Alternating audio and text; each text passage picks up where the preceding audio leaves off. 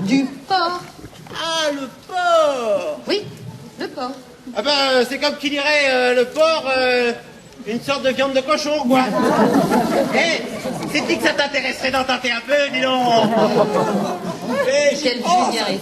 Tu dois avoir une vieille saucisse qui traîne au fond du sac. Oh non, pas ce porc-là, le porc de Redon. Ah, le porc, ouais. C'est toute une histoire. Faut savoir qu'une seule marée peut amener parfois jusqu'à 150 embarcations chargées de sel.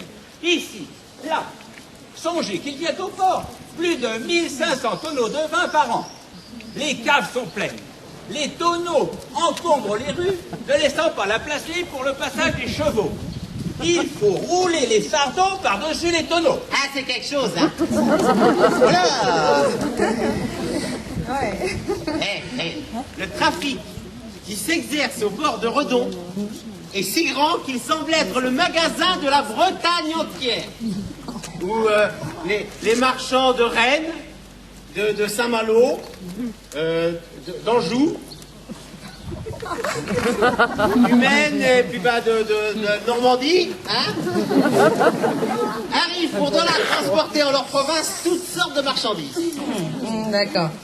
Et alors, un document de 1781, un peu plus fiable, précise: le commerce de cette ville augmente journellement.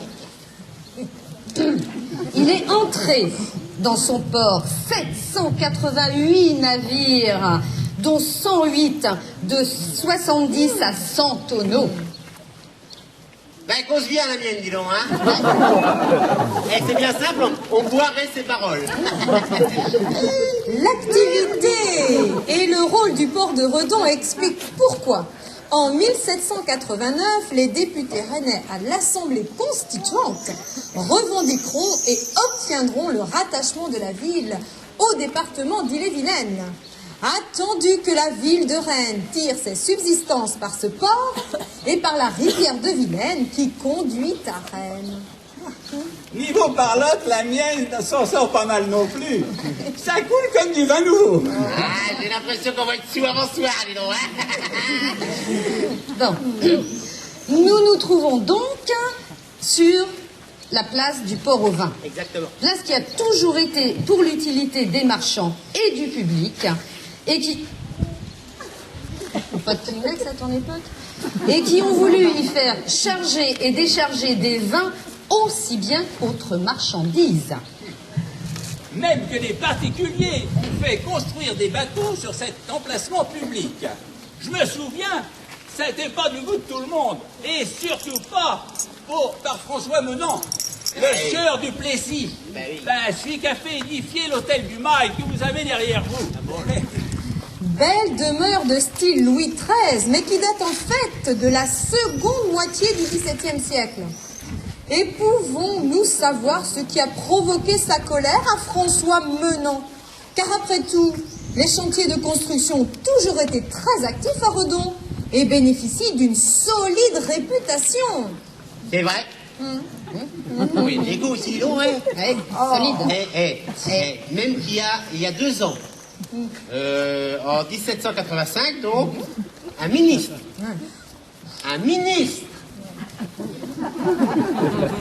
a estimé que les chasse-marées construits à Redon pour la digue du port de Cherbourg avaient été bien exécutés. Alors que ceux de Lorient ne valaient pas tripette, hein, et que ceux dorés présentaient bien des défauts. Il ne m'étonne pas. Mais pourtant, venir au sieur Menant, faut savoir que les chantiers de construction étaient traditionnellement installés en face, sur la prairie de Saint-Nicolas, sur la rive gauche de la Vilaine. Et Sur la rive, à bonne distance. à bonne distance des habitations. C'est ça qui l'a fichu en rogne. C'est un peu la C'est de se retrouver avec un chantier juste sur ses fenêtres. Ah, oui, normal. Tandis que celui du port au vin continue son activité malgré les interdictions. Alors même qu'en 1781, Donc si tu comptes bien, ça va faire 6 ans. La communauté de ville se plaignait déjà d'une place tellement encombrée de bois, bordage et autres matières combustibles qu'une seule étincelle aurait suffi à occasionner l'incendie général du port et peut-être de la ville même. Donc bon, hein. Catastrophe qui fut heureusement épargnée à Redon. Quand même. Quand même. Hé, le père, pendant qu'on est là, qu'il y a de l'assistance et tout ça, là, raconte-y l'histoire du recteur d'Avessa. Oh, monsieur, vas-y, tu le racontes bien. Quand le recteur d'Avessac bénit les embarcations construites sur la rive gauche de la Vilaine, il n'y a là rien que de très normal, puisque cela se passe sur la rive gauche de cette même Vilaine qui appartient au diocèse de Nantes. Mais figurez-vous qu'en 1766, cet ecclésiastique a procédé à la bénédiction de bateaux déjà mis à l'eau. Eh ben, ça n'est pas passé comme ça. Ah, même ça a eu chaud dans la pièce, c'est moi qui te le dis, hein. Car le recteur de Notre-Dame, Son confrère, pour ainsi dire, hein, mais de ce côté-ci de la Vilaine, hein. le recteur de Notre-Dame, soutenu en cela par la communauté de ville, a revendiqué les droits et possessions de bénir tout navire et barque se trouvant dans la rivière de Vilaine. Attendu que le lit de la Vilaine est de bord à bord, dépendant de la paroisse et de la ville de Redon. Allez, curé, je vous jure. Ouais. Bon, c'est pas le tout, faut qu'on y aille. Faut qu'on aille finir de calfater la Marie-France. Calfaté?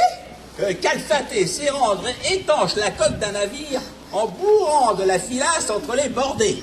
Ah ben, faut avoir de bons outils, hein. Et puis, faut savoir s'en servir, hein. Ouais. Bah tiens, si vous voulez, les filles, là. Ouais. Pensez donc nous voir sur le chantier, hein. Bah, après le boulot, là. On vous fera une petite démonstration. Il y a du monde, là, quand même. On fera une petite démonstration. Ok. Allez bosser, là. Allez, calfater. Allez.